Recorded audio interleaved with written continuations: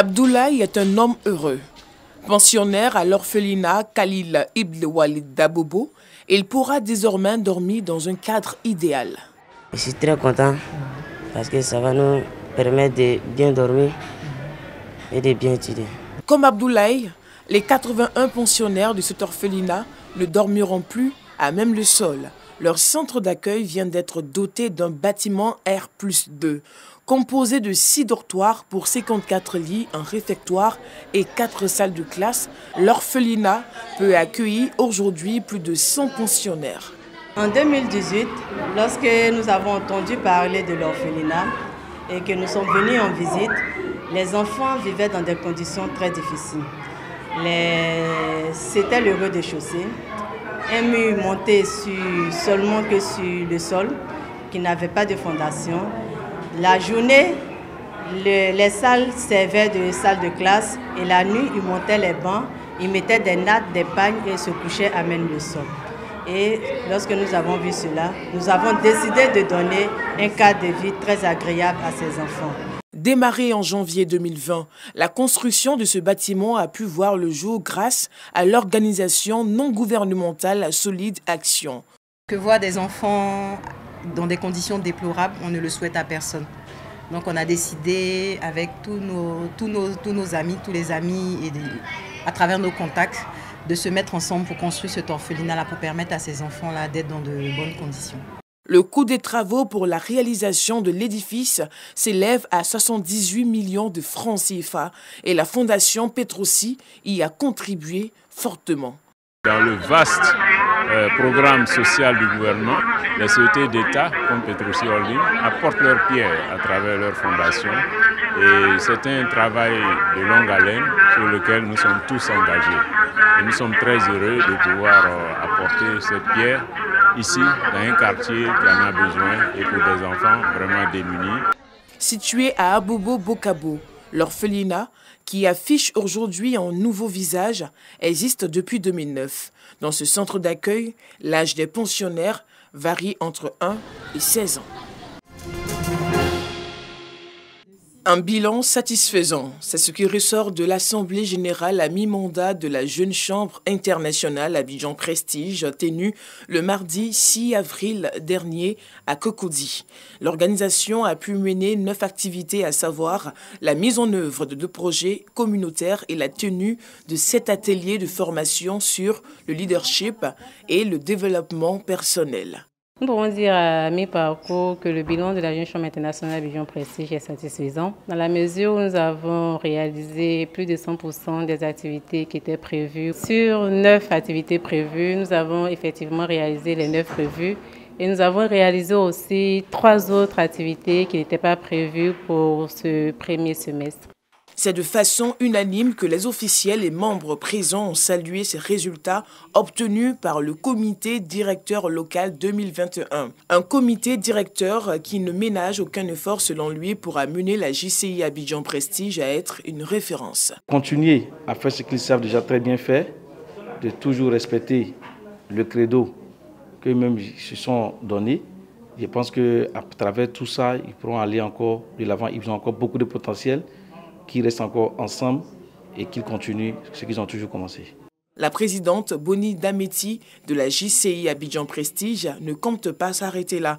Elle entend relever les défis liés à la seconde partie de son mandat.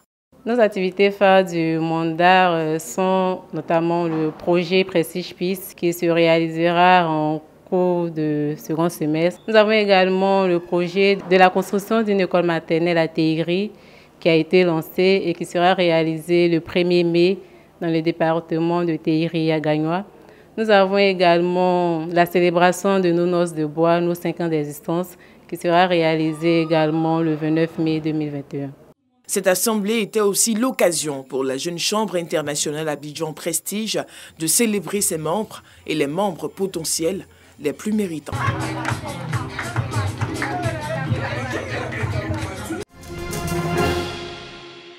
La ville de San Pedro enregistre 125 cas de grossesse précoce en milieu scolaire de septembre 2020 à janvier 2021. Un chiffre alarmant qui interpelle les organisations de la société civile et les autorités de la ville. L'ONG Africa Women Up y a organisé une campagne de sensibilisation afin de faire prendre conscience aux jeunes filles des risques graves liés aux grossesses précoces. Je demande aux parents d'élèves de nous aider véritablement en multipliant des conseils auprès de leurs enfants. L'école est la base de toute formation. Nous profitons de cette occasion pour dire aux parents de continuer à nous accompagner pour cette cause noble afin d'atteindre notre objectif, celui de 0% de grossesse précoce en milieu scolaire. Sous le thème « Zéro grossesse en milieu scolaire et zéro conflit mère-enfant », cette campagne a enregistré à chacune des étapes la présence d'autorités politiques, administratives et coutumières de la ville de San Pedro.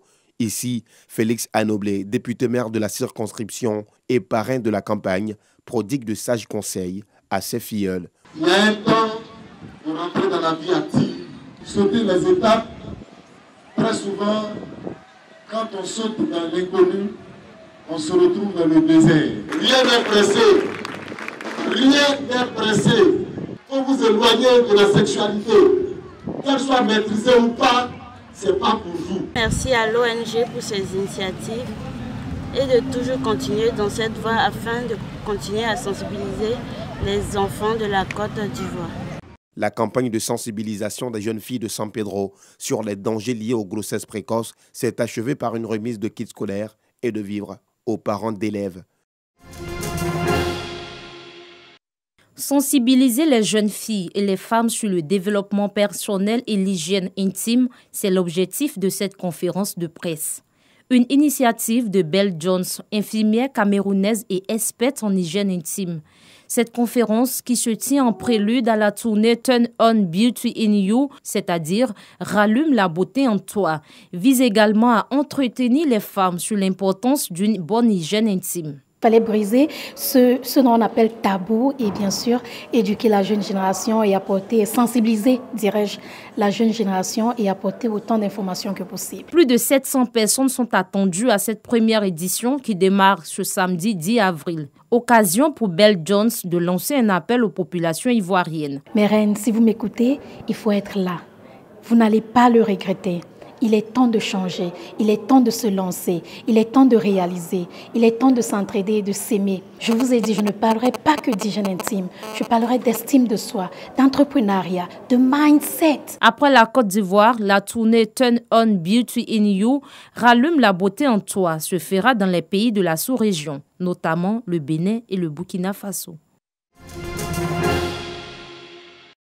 Ismaël Omar Guelleh a été réélu vendredi à 98,58% des voix, selon les chiffres officiels provisoires à la présidence de Djibouti, un petit pays stratégique de la Corne de l'Afrique. L'annonce a été faite dans la nuit de vendredi à samedi par Moumine Ahmed Cheikh, le ministre de l'Intérieur. Âgé de 73 ans, Omar Guelleh se présentait pour un 5e et théoriquement dernier mandat face à Zakaria Ismail Farah, un homme d'affaires de 56 ans, fraîchement débarqué en politique et dont les chances de victoire semblaient maigres. En 2016, lors de la précédente élection présidentielle, Omar Guelleh avait été crédité d'environ 87% des voix dès le premier tour.